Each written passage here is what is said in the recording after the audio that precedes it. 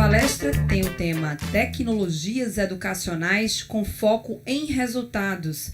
A discussão sobre o uso de tecnologias voltadas à educação dentro e fora da sala de aula tem sido constante no meio acadêmico e nas próprias instituições de ensino.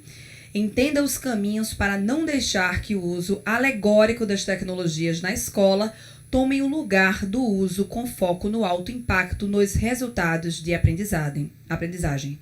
Para concluir esse momento, convidamos o professor Vinícius Freasa. O professor Vinícius é professor de Química por mais de 13 anos, é pós-graduado em Didática e Metodologia do Ensino Superior, gerenciou o desenvolvimento e a implantação de projetos de inovação e tecnologia educacional em mais de 40 escolas de todo o Brasil. Vamos receber, então, o professor Vinícius Freasa. Obrigado. Boa tarde. Depois de ouvir esse currículo, vocês esperariam um cara de 2 metros de altura aqui. Chega um fulano de 1,62 m, né, para falar com vocês. Mas vamos lá, e dando boa tarde ainda aqui em Recife, né? Sou do interior de São Paulo, Campinas, e lá a gente fala tarde, né? Mas é um prazer estar com vocês aqui em Recife. Os paulistas adoram vir para o Nordeste. Pena que as últimas vezes eu só venho trabalhar, né, aqui. Mas gosto muito. Quando eu sou convidado para falar de educação, né? Quando eu sou convidado para estar com educadores e trocar ideia, eu fico feliz. Quase tanto quanto ir para a Praia de Boa Viagem, né, aqui do lado, né? Mas eu fico bastante feliz de estar aqui com vocês, tá, gente? Quando pediram para eu mandar um mini currículo, né, para ser apresentado aqui para vocês, eu gosto de colocar que eu sou professor. Embora não esteja mais na sala de aula, faz aí uns 4 ou 5 anos. Eu comecei a dar aula muito cedo, né? Desde o ano 2000, eu tinha os meus 20 anos de idade, né? Quando eu já encarei a sala de aula. E uma vez professor, sempre professor, né, gente? Por 13 anos eu dei aulas intensamente de química para o ensino médio, peguei umas turmas de fundamental, aí fui para o ensino superior, né? Só não dei aula lá no infantil, mas fui de cabo a rabo ali, né? Ensinando ciências e química, até umas aulas de física já rolaram, matemática também, né? Enfim, tá? Não com tanta propriedade aqui, mas a gente dá uma enganada, né? Mas, gente, de um tempo pra cá, eu sempre fui utilizando tecnologias nas minhas aulas, né? Das mais diversas possíveis, né? E o uso dessa tecnologia me levou a trabalhar com tecnologia educacional e um pouquinho, por vez, eu fui deixando as aulas, né? Foi uma separação das aulas um pouco gradual, né? Mas fui deixando até me envolver totalmente com projetos de tecnologia. Nos últimos 4 ou 5 anos, foi tudo que eu fiz, foi trabalhar com projetos de tecnologia e de inovação em sala de aula, tá? Só que a minha experiência anterior como professor, gente, me fez olhar para as tecnologias, né? De uma forma que elas tivessem que acontecer na sala de aula, tá? Falar desse tema aqui, gente, não é fácil, não. É bonito falar, né? Todo mundo gosta. Vamos falar de tecnologia na educação. Talvez seja um dos temas, um dos trend topics aí, né? Dos tópicos mais falados nos congressos de educação, seja tecnologia em educação. E todo mundo sai dos congressos e das palestras concordando com tudo que foi dito. Nossa, é verdade, a tecnologia pode mudar a educação. Gente, vai para a escola, fecha a porta da sala de aula e bota para funcionar o negócio para vocês verem, né? É uma crise, porque a internet não funciona, o projetor tá com a lâmpada queimada, tem gente já dando risada aqui, né? O projetor com a lâmpada queimada, né? É o aplicativo que a escola comprou que não funciona direito, né? Ou seja, é o caos, né? Como que é? Não tem extensão para ligar a tomada, para ligar os dispositivos, tá? É uma missão difícil usar a tecnologia na educação, tá?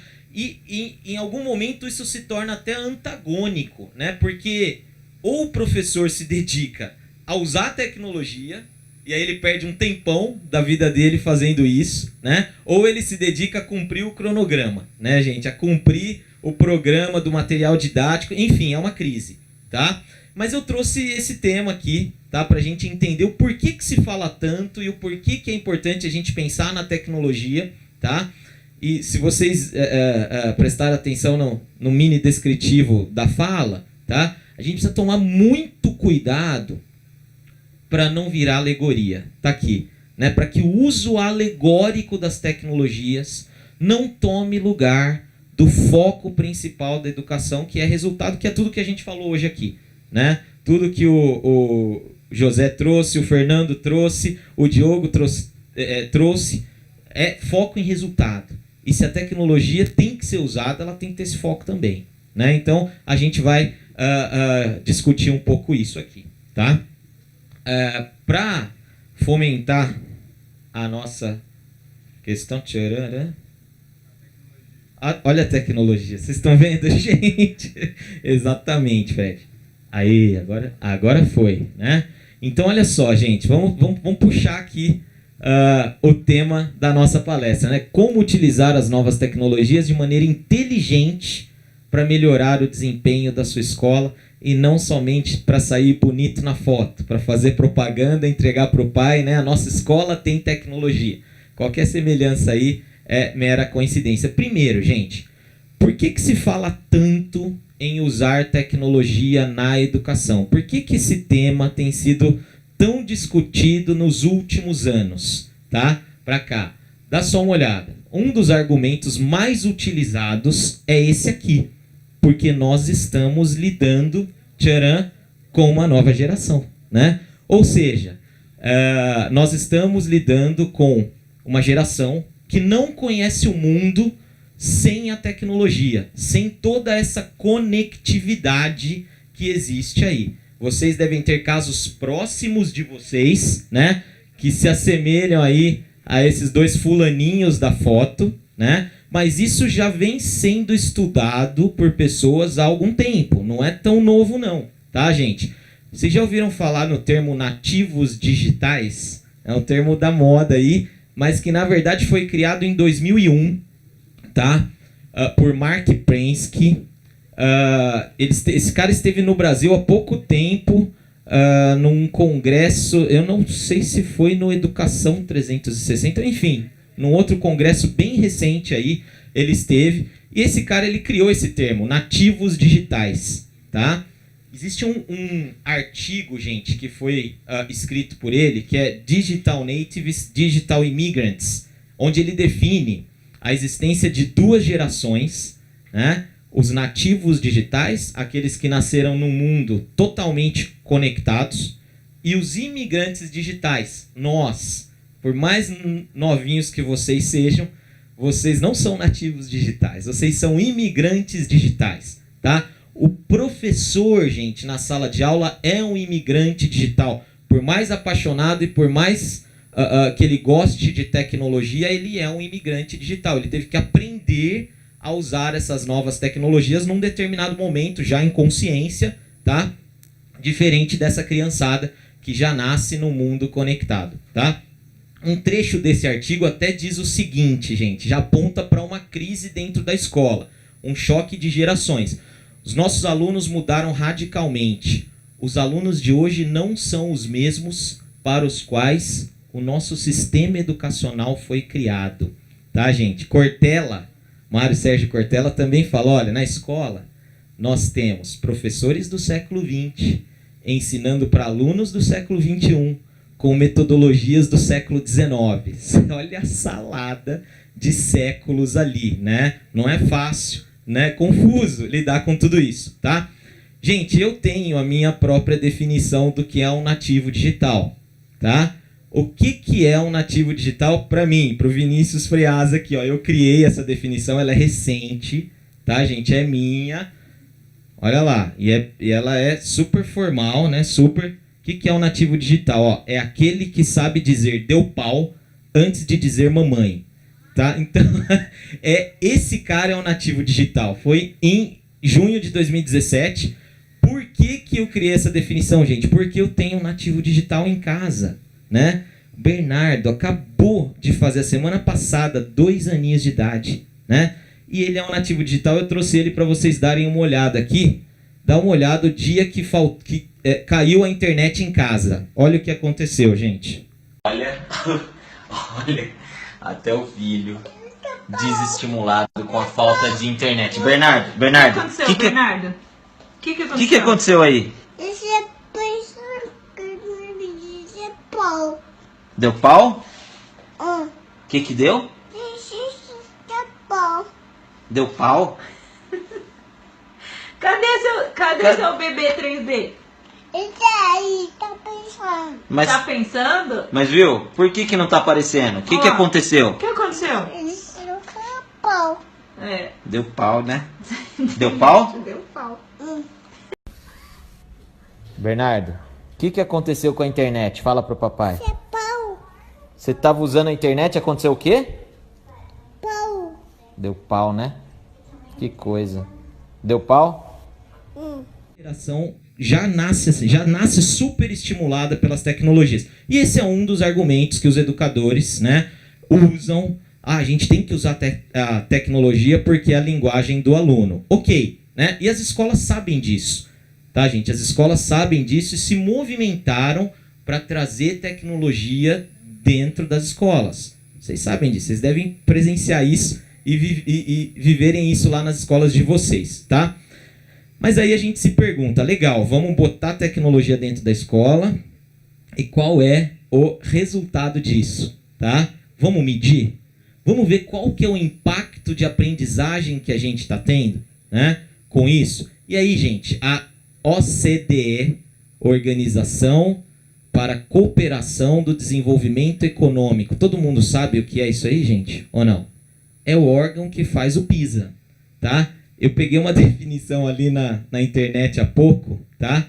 É o Clube dos Ricos, tá, galera? É o país, é um conglomerado, uma organização que une 35 países ricos, tá? Que tem o compromisso de cooperar entre si para o desenvolvimento econômico, ou seja, trocar boas práticas, implantar compromissos. E adivinha quem está tentando entrar para a OCDE, pessoal?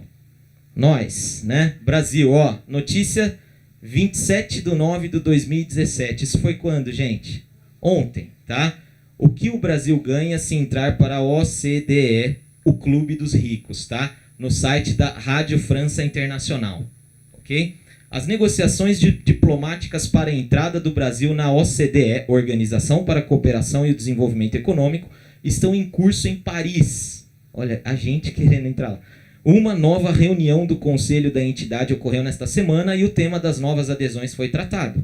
O Brasil, que formalizou em maio o pedido de associação ao chamado Clube dos Ricos, espera melhorar a atração de investimentos estrangeiros se a candidatura for aceita. A entidade, com sede em Paris, chique, né? Reúne as 35 economias mais desenvolvidas do planeta.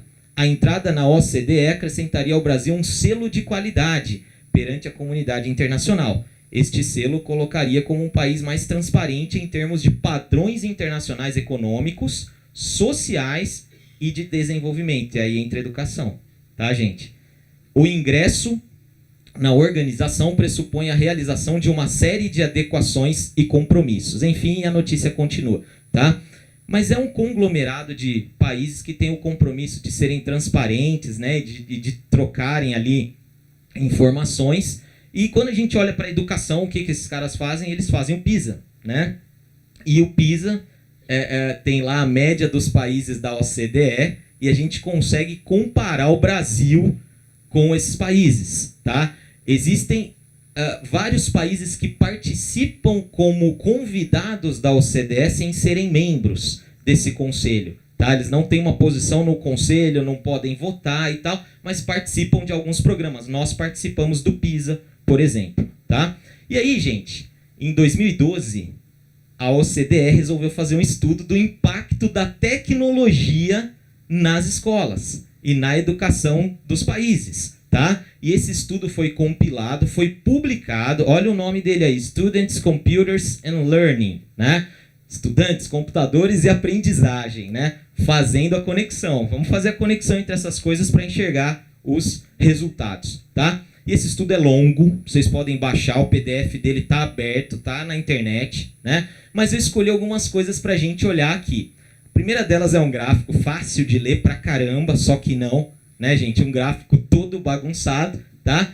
Mas o que esse gráfico está mostrando? Eu vou traduzir para vocês aqui, a gente vai olhar o que é importante para a nossa análise, tá? Ele mostra aqui, nesse eixo, o investimento acumulado na educação de um aluno dos 6 aos 15 anos. Geral, investimento geral. Esse dado está em milhares de dólares, ok? E nesse eixo aqui, gente, ó, no eixo Y, ele mostra a quantidade de estudantes por computador, ok? Tá aí. E eu queria olhar para 3 caras. Então tem um gráfico lá bagunçado, traça reta R e tal. O pessoal da Evolucional gosta dessas estatísticas, né? Aí e tal. Mas enfim, vamos destacar 3 caras aqui, ó. Austrália, tá no pico lá em cima, tá? O Brasil e a Tunísia, ok? Vamos dar uma olhada aqui. E aí, pra gente enxergar bonitinho, pronto, puxei esses dados para uma tabela grandona para vocês entenderem, tá? Então dá só uma olhada aqui, gente. Em 2012, a Austrália, ela tinha 0,9 estudantes por computador, ou seja, eu tenho mais computador do que estudante, tá? É mais ou menos isso, disponíveis, tá? Para educação. E o investimento acumulado dos 6 aos 15 anos, não somente em computadores, mas na educação desse aluno, de quase 100 mil dólares, tá? 98.025 dólares. Dá uma olhada na Tunísia, tá, gente? Peguei um lá embaixo. Tunísia, tá? 53,1 estudantes por computador. Quase que não tem computador lá na Tunísia. É muito estudante para um computador ali disponível, né?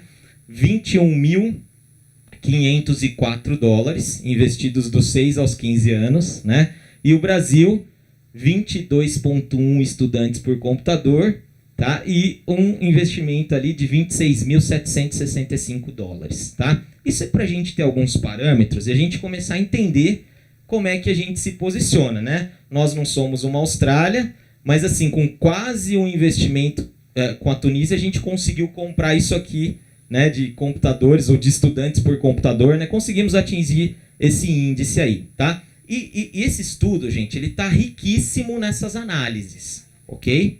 Tem essa análise aí. Legal. Aí, vamos trazer um pouquinho mais para perto da gente. Como eu vinha falar em Recife, eu falei, deixa eu olhar Recife. Deixa eu ver o que está acontecendo lá, tá? Quantos são professores aqui, pessoal? Levanta a mão. Nós temos vários professores. Da hora, tá? Legal. Quantos de vocês já se envolveram ou trabalharam com aquele programa Aluno Conectado, pessoal? Aqui, alguém já ouviu falar? Alguns, ali, aqui.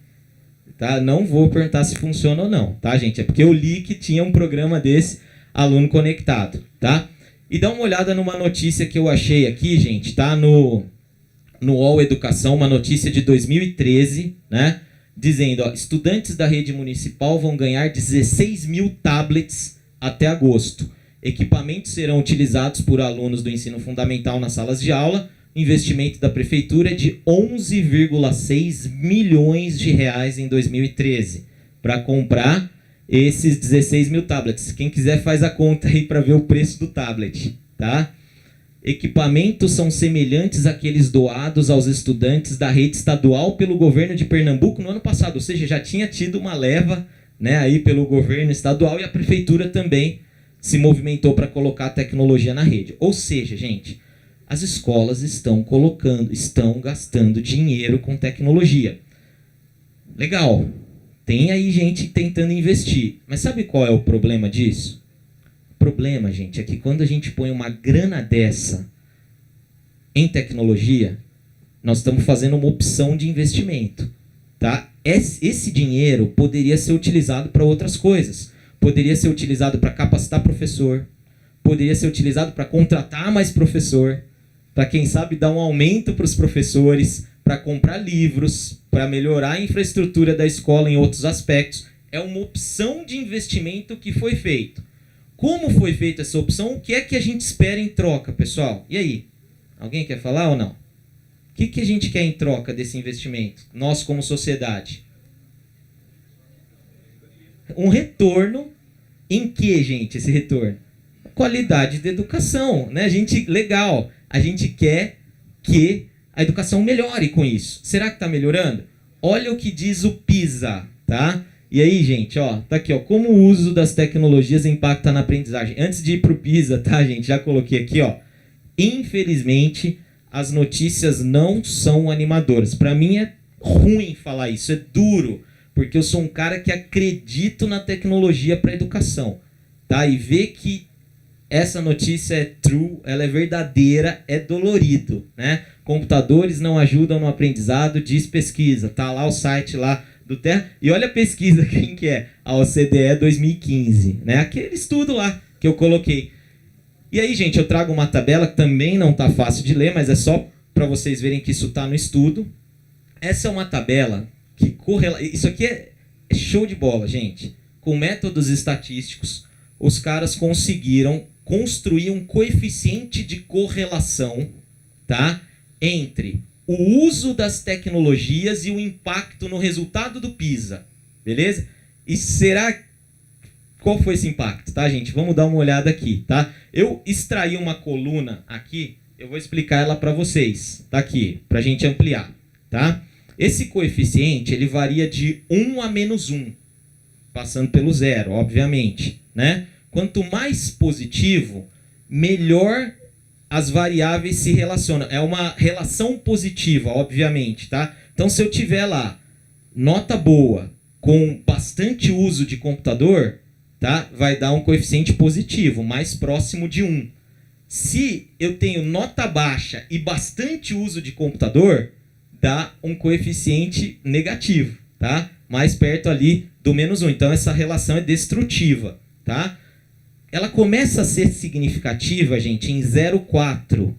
Tanto positivo quanto negativo. Isso está descrito lá no estudo. E dá uma olhada numa coluna que eu trouxe para a gente entender. Aqui tem, ó, a média do número de computadores por estudante, tá?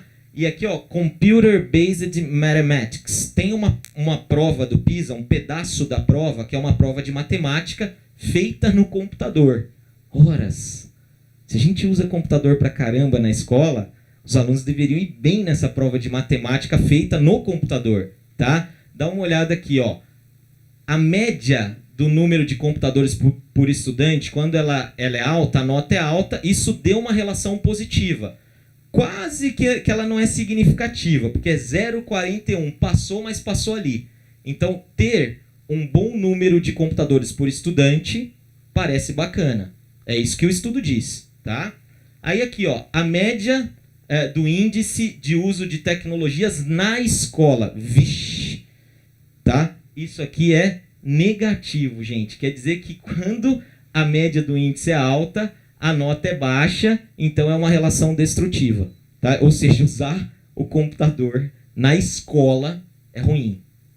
Pelo menos é o que o estudo aponta, tá? A média do índice dos computadores usado em lições de matemática não é significativa, porque é menos 0,07, isso é quase zero, tá? Não tem quase relação, tá? E o uso da internet na escola para fazer trabalhos escolares também, pelo menos uma vez na semana, né? É negativa, tá? Também é ruim. Então, o que esse estudo está mostrando para a gente? Primeiro, essa relação não é muito clara, porque elas ficam todas próximas do limite significativo. Mas parece que mais prejudica do que ajuda, tá, gente? Olha que coisa frustrante, tá? E aí, com a palavra, o diretor de habilidades e competências do PISA, tá, gente? Da OCDE. Esse é o cara. Ele é que dirige o PISA, enfim, tá? O Andreas Schleicher, ele diz o seguinte, ó, os sistemas escolares precisam achar maneiras mais efetivas de integrar a tecnologia ao ensino e ao aprendizado, para fornecer aos educadores ambientes de aprendizado que suportam as pedagogias do século XXI e provêm às crianças as habilidades do século XXI de que elas precisam para suceder no mundo de amanhã.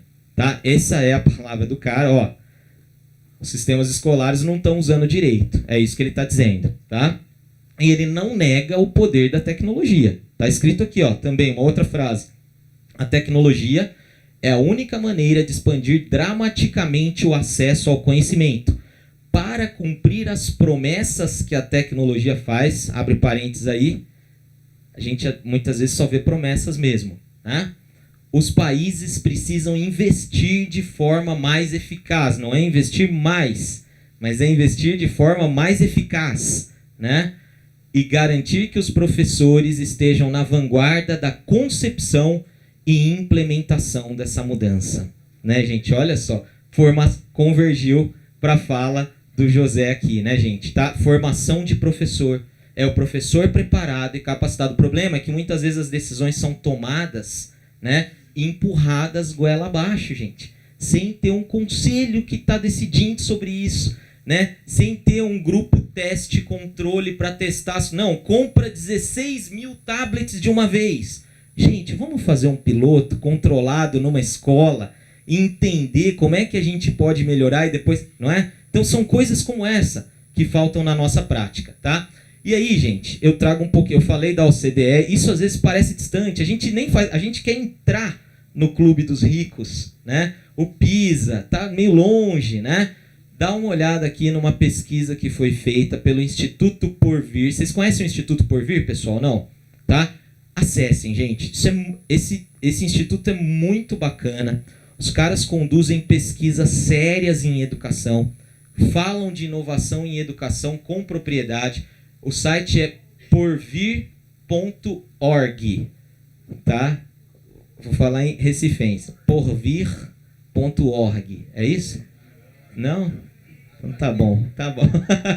É isso, tá? É um site muito bacana, tem muita pesquisa, muito artigo legal. Essa pesquisa, gente, foi feita o ano passado, chamada Nossa Escola em Reconstrução, e ela foi uma pesquisa realizada com 132 mil alunos, amostra extremamente significativa. 132 mil, tá? E entre várias coisas que apareceram nessa pesquisa, tá? Essa pesquisa, vocês vão ver, ela tinha a intenção de entender como o aluno enxerga a sua escola atualmente e qual é a escola do sonho dele, o que ele quer, né? Qual que é a escola que ele gostaria de estudar. Entre os vários aspectos apontados na pesquisa tem tecnologia, tá? E aí é frustrante de novo, gente. 57% dos jovens classificam como regular ou ruim o uso da tecnologia na escola, né? Trash frustrante de novo, tá? E aí, gente, vamos entender um pouco. Quem respondeu essa pesquisa? Quem foram esses 132 mil jovens, tá? Olha só, faixa etária. Tem aqui a faixa etária, de 15 a 17 anos, 59%, 18 a 21 anos, 12%, e 13 a 14 anos, 29%, né? Então nós temos aqui de 14 a 17 anos, que é mais ou menos aí até o final do ensino médio, né? A gente tem a maior porcentagem aí, 60, quase 90% aí dos jovens que responderam essa pesquisa, tá? E quem são esses caras em termos da rede que eles estudam, tá? Representam bem o Brasilzão mesmo, tá, gente? 85% na rede pública, 15%, cerca de 15% na privada. Esse é o Brasil. Aqui foi 86 para 13, tá próximo, tá? Então uma amostra bacana, gente, confiável a pesquisa. Dá para baixar isso lá, é um PDF enorme, tá? E eu extraí algumas coisas dessa pesquisa para a gente olhar também, tá? Se eles não estão satisfeitos com o uso de tecnologia, o que é que esses caras querem então? O que que o aluno quer, né? Vamos ver. Primeira coisa, sobre prédio e estrutura física. A primeira coisa, tá difícil de ler, mas não se preocupem, eu destaquei para vocês aqui, ó. Em primeiríssimo lugar, aparece lá, tecnologia não só no laboratório de informática, tá?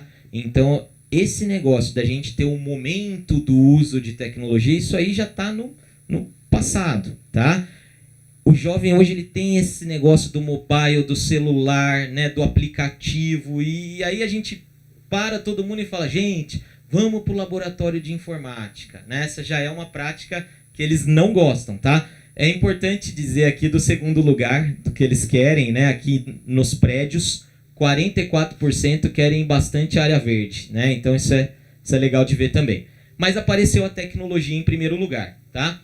E aqui, gente, é um quadro que não dá para ler, e eu saberia que não dá para ler mesmo, mas ele traz alguns quesitos muito importantes na visão do aluno sobre, olha só, o foco da escola, os conteúdos que a escola deve ensinar, a organização curricular, o jeito de aprender, os recursos educacionais e o jeito da sala de aula, tá?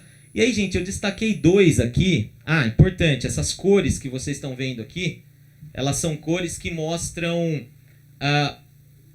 a função da escola num determinado momento, tá? Então, a pesquisa pediu para que os jovens imaginassem a escola para aprender mais. Qual deve ser o foco dessa escola? Porque ele tem que aprender mais lá, mas ele também tem que respeitar a individualidade de todos. Então, a escola que respeita a individualidade de todos, a escola inovadora, a escola que deixa mais feliz. E eu dei uma traduzida rápida aqui pra gente, no que é o nosso foco, que é falar de tecnologia. Qual deve ser para esses jovens o foco da escola? Gente, em primeiríssimo lugar, vocês gostem ou não, é o que os alunos de vocês querem, tá? A gente pode mudar isso uma hora, mas por enquanto é o que eles querem. Tanto na escola para aprender mais, na que respeita a individualidade de todos, na inovadora e na que a deixa mais feliz, na que deixa o aluno feliz. O que eles querem? Tcharam, preparar para o Enem vestibular. Tá, gente? Impressionante. A escola inovadora, o jovem quer que mesmo a escola que tenha a pegada de inovação e tal, tem que preparar para o Enem e para o vestibular. Eu estava compartilhando essa análise com um professor amigo meu, trabalha comigo, né? Agora, recentemente, nós estamos trabalhando muito junto. Ele falou assim: Vinícius, os alunos, infelizmente, veem ainda a escola como um trampolim, né? Ele só enxerga que ele vai ser feliz depois do Enem, porque como é que a escola que deixa o cara mais feliz é aquela que prepara para o vestibular só? Não onde ele vai para trocar ideia, conversar, não. Tem que preparar para o vestibular. Mas, enfim, é o que os jovens querem. Eu estou tentando ser desapegado e não romântico nessa análise, tá? Aqui, gente, olha uma outra característica aqui, ó, o jeito de aprender, tá? Esses são os percentuais e quando eu coloquei eles aqui, é que eles estão em primeiro lugar, né, nesses tipos de escola. Aprender usando tecnologia. Então, o cara quer ser preparado para o Enem, para o vestibular, e ele quer usar tecnologia para isso. É o que a pesquisa diz, tá? Não é fácil fazer isso, tá, pessoal? Não é fácil. Tá? Eu tenho uma pequena experiência para humildemente compartilhar com vocês, de verdade, tá, gente? Nos últimos 4 anos, como eu disse, eu pude liderar um projeto intenso de uso de tecnologia. Intenso, eu digo assim, de eu ter que ficar 15 dias fora de casa, viajando pelo Brasil, implantando, dando formação para professores, né? E eu só consegui fazer isso aqui, pessoal, esse foi o time de professores que foram transformados em gestores nas suas escolas. Eram pessoas diferenciadas, é aquele professor que quer fazer o algo a mais, que quer ir além, e essa foi a minha equipe durante 4 anos, tá? E por causa dessa equipe aqui, gente, nós entendemos algumas coisas, ainda estamos longe, né?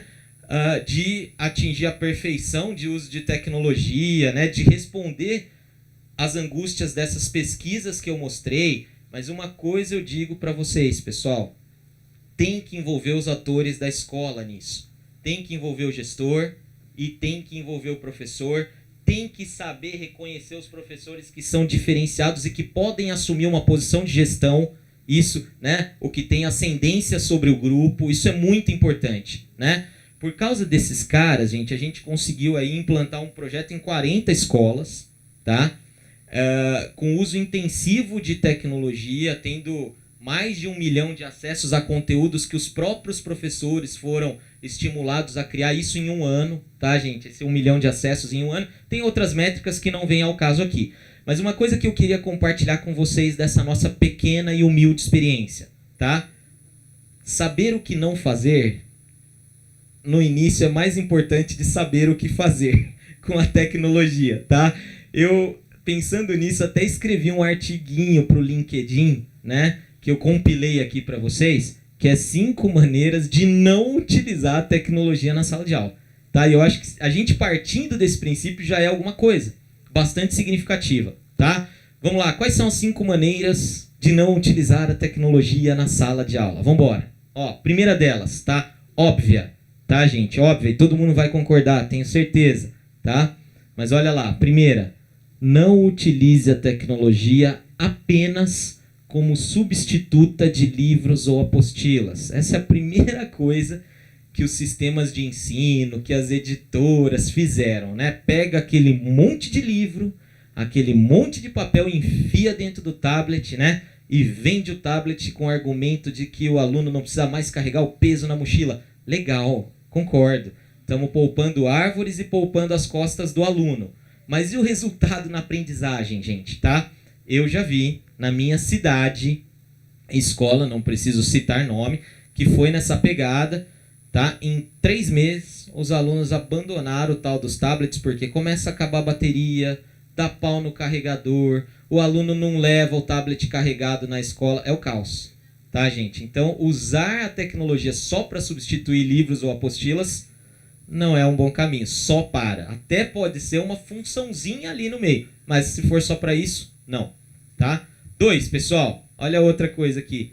Não utilize a tecnologia para reproduzir ações que são melhor executadas sem a tecnologia, tá? Um exemplo simples, escrever à mão, tá, gente? Escrever à mão, não inventaram ainda, já tentaram, mas tecnologia tão boa para escrever quanto o papel, né? E tem aquelas escolas ainda que compram a lousa eletrônica, né? Só para o professor escrever. Então ele vai, escreve, falha, a lousa está descalibrada, o projetor... Enfim, tem coisas que são melhor executadas sem a tecnologia. Vamos nos propor a usar a tecnologia para aquilo onde ela realmente pode fazer a diferença, tá? Isso é uma coisa que esse grupo que eu mostrei para vocês ali aprendeu, ok? Terceira, essa eu acho muito bacana. Não sei se vocês já viram esse gráfico, tá? Já vou falar dele. Mas olha lá, a dica é: não utilize a tecnologia apenas para melhorar a exposição de conteúdo. Eu aprendi isso na minha própria pele, tá, gente? Porque essa é a primeira tentativa do professor que se propõe a ser tecnológico. Nossa, eu vou achar um vídeo de moléculas 3D e vou botar para os meus alunos. Legal, né? Eu vou botar um vídeo que mostra a hemácia viajando na não sei o quê. Legal, tá, gente? Legal. Só que é só exposição de conteúdo, né? Você não fez uma mudança significativa na sua prática pedagógica. Você continua expondo, tá? Para apoiar essa minha discussão, eu trouxe um gráfico que é muito bacana. Isso foi uma pesquisa do MIT, realizada em 2010, com alguns alunos que desenvolveram um dispositivo que mede, lá vai, hein? A atividade eletrodérmica da pele. É uma luvinha que eles colocam, tá? E a pele conduz eletricidade, tá, gente? Né? E quando você fica mais emocionado, essa condutividade aumenta, né? Ou diminui, enfim, por uma série de fatores. Você pode transpirar mais, enfim, tem uma série de coisas aí bioquímicas, tá? Mas o fato é, essa tal dessa atividade eletrodérmica pode ser associada com resposta emocional, tá? E aí, esses caras mediram durante 7 dias a atividade eletrodérmica de várias pessoas expostas, de vários alunos também, a vários eventos, tá? Eu vou circular um ali tá escrito class, tá, pessoal? Ou seja, aula. Como é que tá a atividade eletrodérmica desse fulano na aula, pessoal? Tá assim, olha a emoção do cara assistindo a aula, né? É isso, né? E aí, eu fui procurar, aí tem aqui, gente, ó, estudando, tá vendo? Dormindo, olha dormindo aqui, gente, ó. É esse piquinho aqui, ó, tá? O cara tá dormindo, depois ele deu uma descansada, né? Aqui ele teve um sono mais agitado nesse dia, tá? Mas eu fui procurar uma atividade que se assemelhava à sala de aula. Adivinha o que eu encontrei? TV, né? Então o cara tá assistindo TV, tá assistindo a sua aula, é assim, né? Agora, quando ele tá estudando, quando ele tá fazendo homework ali, que tem, ó, tá tudo aqui, ó, laboratório, homework, o cara tá trabalhando, né? A atividade eletrodérmica é muito maior, ele tá dando mais resposta emocional e depois lá pode associar isso à atividade cerebral, enfim, tá? Uma dica legal desse gráfico é o seguinte, para os professores, que tá cheio aqui, tá? Se seu aluno estiver dormindo, deixa ele dormir, tá, gente? Deixa ele, não acorda ele tá com mais resposta emocional, uma brincadeira, claro, né? Mas É só para a gente pensar um pouco no que a gente faz na sala de aula, tá? Quarta dica, pessoal. Não utilizem tecnologias que deixem professores e gestores à margem do processo. Muita gente, né? Eu tive perto dessas startups de tecnologia durante esses 4 últimos anos, né? Os caras vêm e acham que inventaram a roda para dentro da escola, né? E mostram para você uma tecnologia que o professor não faz nada, ele só pilota a tecnologia, mas ele não pode propor alguma coisa, propor um exercício, construir uma sequência de atividades. O professor não se torna dono daquele processo, e nem o gestor. Tá? Sabe o que vai acontecer, gente? Vai fechar a porta da sala, ele não vai usar essa tecnologia. Então, os professores e os gestores têm que estar envolvidos ativamente na construção, né? Ou essas tecnologias têm que permitir com que eles mexam nessas coisas, tá? A gente diz aí que os professores estão ganhando uma nova função que é designers de experiências educacionais, né? Ou seja, ele desenha a experiência educacional para o aluno. E as tecnologias têm que promover isso. E por fim, gente, a última, tá? Talvez, acho que a mais importante delas, tá? Não utilize tecnologias que não tragam dados analíticos sobre os alunos individualmente. Ou seja, se o teu aluno está usando tecnologia, olha a chance que você tem e que nós temos de medir o que está acontecendo, né? E acumular uma base de dados que vai servir de ação depois para você, né? Para você tomar as suas ações, tá? Então, esses são 5 dicas pequenas e poucas, tá, gente? Do que não fazer quando a gente se propõe a usar a tecnologia, tá? Aí você fala assim, legal, Vinícius, beleza. Falar o que não fazer, tranquilo. E o que fazer? Esse é o desafio, tá, gente? A gente ainda tem buscado, né? Tem alguns caminhos, mas vale a pena, gente, a gente olhar um pouquinho para fora e conhecer experiências que têm ocorrido ao redor do mundo ainda numa pequena escala e que tem tido sucesso nas suas práticas, tá? Eu trouxe aqui algumas escolas, tem uma na Suíça, a Vitra Telefonplan, uma na Dinamarca, uma nos Estados Unidos e uma na Holanda, e eu poderia pôr mais umas 10 aqui, tá? Essas escolas, gente, se propuseram a usar a tecnologia, mas antes de botar a tecnologia, elas construíram projetos pedagógicos, tá? Elas planejaram. A tecnologia foi um detalhe que veio para apoiar o projeto pedagógico. É claro que o computador não vai aumentar o aprendizado dos alunos, gente. O que aumenta é o nosso projeto pedagógico. E a tecnologia entra para apoiar, né? Para fazer possível. Um cone não vai aumentar o aprendizado dos alunos também. É igual ao computador, tá? São objetos, né? E aí, gente, eu gosto de falar aqui um pouquinho para a gente conhecer da Quest to Learn em Nova York, tá? Essa é uma escola pública, experimental, né? Ela nasceu ali em 2009 e ela atende do 6º ao 9º ano, tá? Qual foi a proposta? Abriu as portas em 2009 após 2 anos de planejamento, muito planejamento, tá? E ela tem uma proposta pedagógica maluca, 100% baseada em jogos. De novo, isso é pra gente conhecer, não é pra gente imitar. A gente tem que entender qual é a nossa necessidade, mas vale a pena conhecer. Entender o que está sendo feito, né? Digerir e aplicar aquilo que nos serve, tá? E aí, gente, esses caras, quando lançaram essa escola, ela atende hoje cerca de 600 alunos, tá? Causou um maior estranhamento. Como assim uma escola baseada em jogos? Jogos digitais, jogos analógicos, jogos que os alunos constroem, jogos dos mais diversos tipos, tá? Só que esses caras resolveram medir os resultados. E eu tenho alguns para trazer para vocês da Quest to Learning, tá? O primeiro deles tem a ver com engajamento, tá, gente? Eu vou ler, tá? 94% de frequência escolar, ok? Lá é muito comum os alunos faltarem. 94% é um número considerável durante o ano. 90% dos professores que entram se mantêm na escola. Isso foi falado demais pelo José na sua palestra aqui, tá? Porque troca o corpo docente toda hora, você não mantém a memória da proposta pedagógica do negócio. Não vai, né? Ontem eu estive numa reunião, numa escola com um colega, e uma das coisas que a gente deve começar a implantar um projeto lá, uma das coisas que a gente perguntou é: E esse corpo docente aí? E essa escola é primeiro lugar no Enem, né? Em Campinas, já há um tempão. Eles estão até se sentindo sem desafios, porque o desafio era ficar em primeiro no Enem. Já faz uns 4, 5 anos, sei lá, 3, né?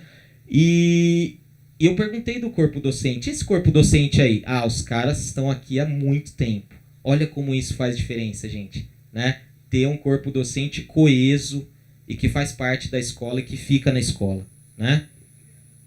88% dos pais acreditam no sucesso do filho após a escola. 94% dos pais dizem que a escola, que os filhos têm altas expectativas com a escola. Isso foi uma pesquisa também. Eu tentei embasar tudo em pesquisa, tenho artigo para tudo isso aqui, tá, gente? Né?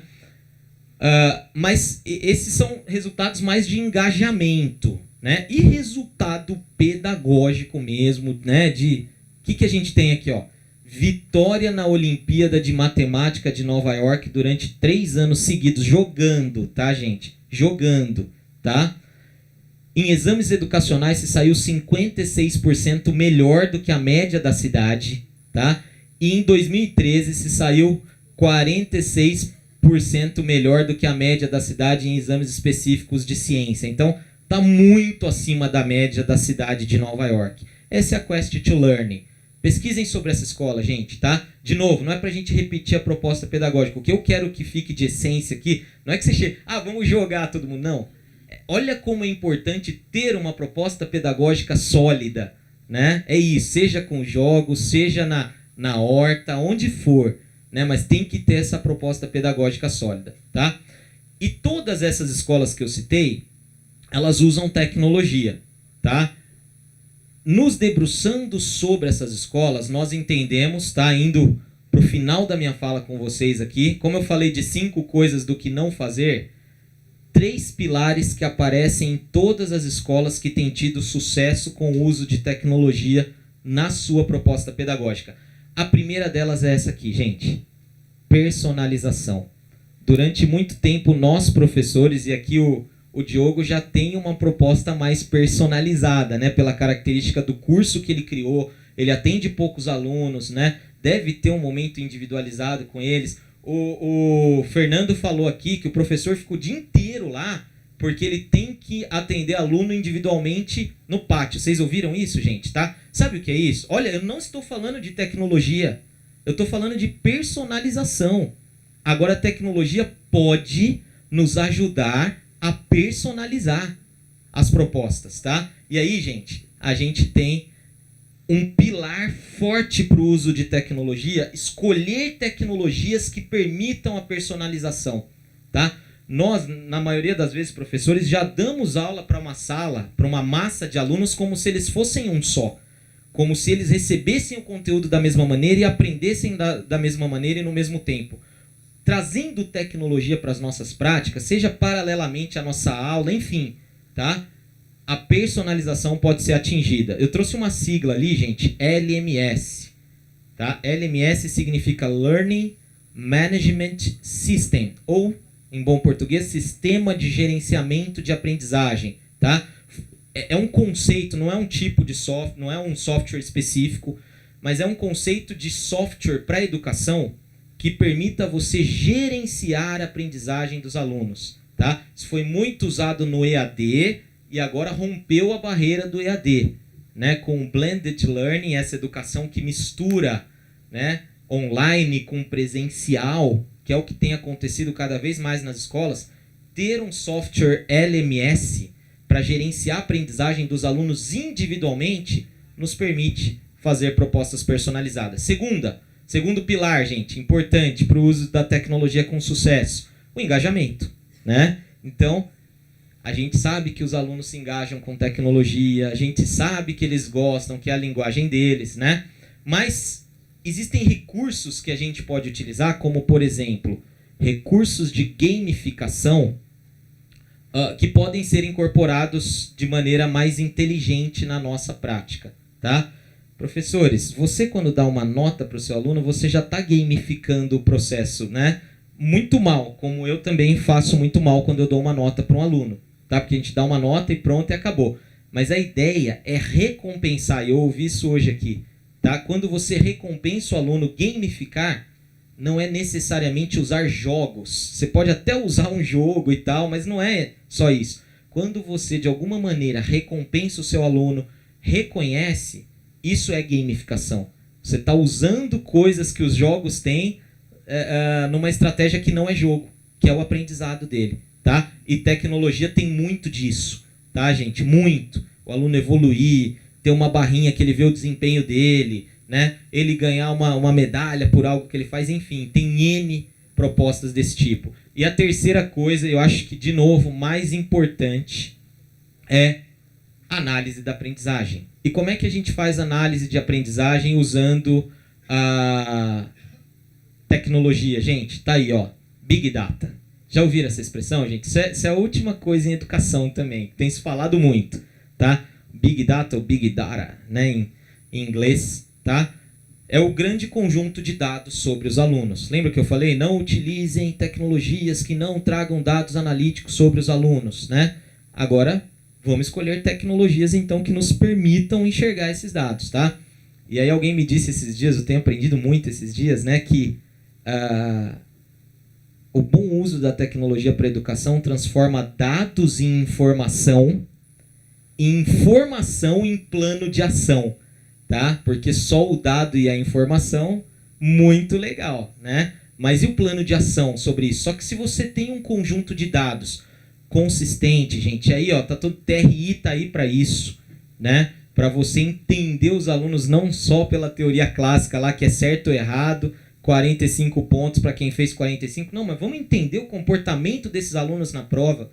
Vamos entender o que é coerência pedagógica, tá? O Enem decidiu se fundamentar aí com TRI, não foi à toa não, gente, tá? Prova Brasil não é à toa, né, que isso tudo usa TRI, tá? É porque a gente consegue entender o comportamento dos alunos com relação àquela prova, né? Enfim, Big Data é uma coisa muito importante. Agora, só ter o dado não presta, tá, gente? A gente tem que ter o dado, agrupar esses dados para nos dar uma informação. Olha, esse grupo de alunos aqui, esses 5 alunos, estão mal nessa habilidade aqui.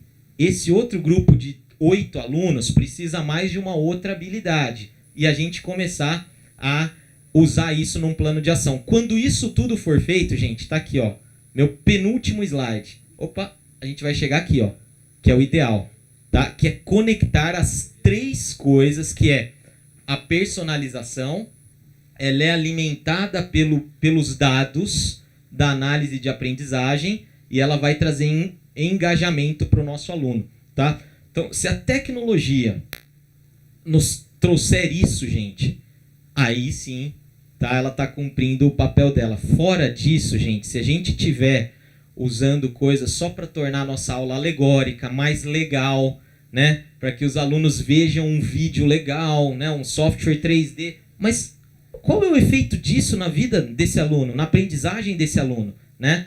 Tá aqui, são essas coisas. Não falei de um software específico, tá, gente? Depois, quem quiser, eu posso indicar uma dezena, né? Para começar, e talvez você não vá precisar de um, você vai precisar de um conjunto de algumas ferramentas, capacitação de professores e o entendimento dos gestores, tá, gente? E aí a gente vai numa direção legal. Nada fácil, tá, gente? É muito mais fácil falar, opa, vou dar minha aulinha aqui, os alunos que se dane para aprender. Mas tá vendo aqui, a professora Chaline tá dizendo, tudo tá no planejamento.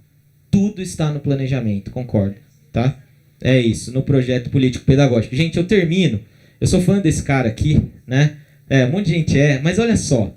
Eu trouxe o Steve Jobs porque eu li a biografia dele, talvez alguns já tenham lido aí, né? Escrita por um jornalista americano chamado Walter Isaacson.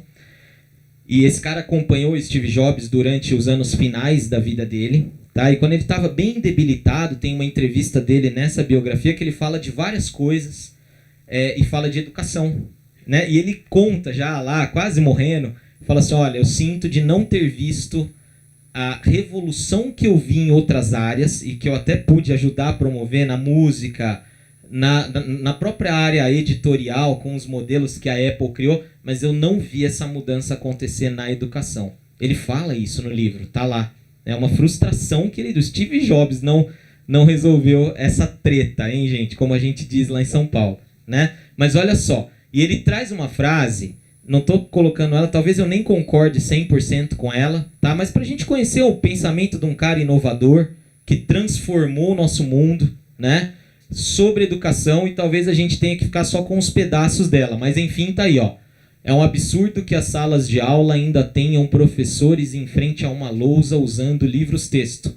Todos os livros, materiais de aprendizagem e avaliações deveriam ser digitais e interativos, sob medida para cada aluno, com feedback em tempo real, tá?